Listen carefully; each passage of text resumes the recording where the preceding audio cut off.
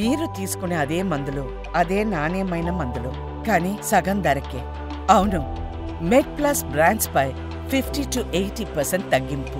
Madam, అంటే మనకు సాధారణంగా ఆరోగ్యం గురించి తెలుసుకునే ప్రక్రియలో స్టూల్ టెస్ట్ కూడా చాలా కీలకంగా మారుతుంది. సో మనకు ఎన్ని రకాలుగా, అంటే ఎన్ని కలర్స్లో ఉంటుంది స్టూల్ అనేది, when to worry, when not to worry, అంటే ఎప్పుడు డాక్టర్ని మనం ఇమీడియట్గా కన్సల్ట్ చేయాలంటే ఏం చెప్తారు?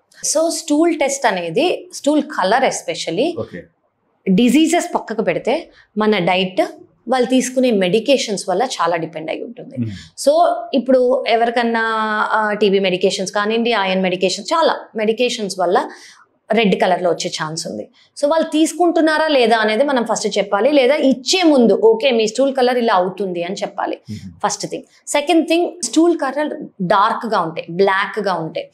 ఇది ఇన్సైడ్ ఇంటెస్టైన్స్లో ఎక్కడో బ్లీడింగ్ అవుతున్నట్టు అనమాట. ఇది ఆల్టర్డ్ బ్లడ్, అది మోషన్లో ద్వారా వెళ్తుంది.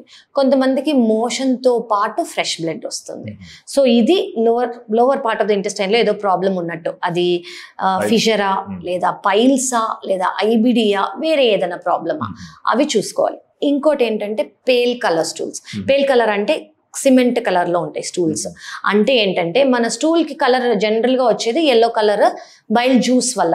ఈ బైల్ జ్యూస్ స్టూల్లో ఫ్లో అవ్వట్లేదు, ఎక్కడో అబ్స్ట్రక్ట్ అయింది అంటే ఆ స్టూల్ కలర్ పేల్ అవుతుంది. పేల్ అయితే ఎందుకు పేల్ అయింది, ఏదైనా అబ్స్ట్రక్టివ్ జాండిస్ ఉందా, స్టోన్ ఉందా, వేరే గ్రోత్ ఉందా, ఎక్సెట్రా ఎక్సెట్రా అని చూసుకొని దాన్ని ట్రీట్ చేయాలి. సో ఇవి మోస్ట్లీ అలార్మింగ్.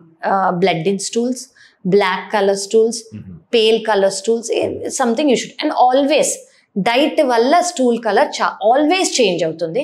అది కాకుండా మెడిసిన్స్ వల్ల కూడా చేంజ్ అవుతుంది.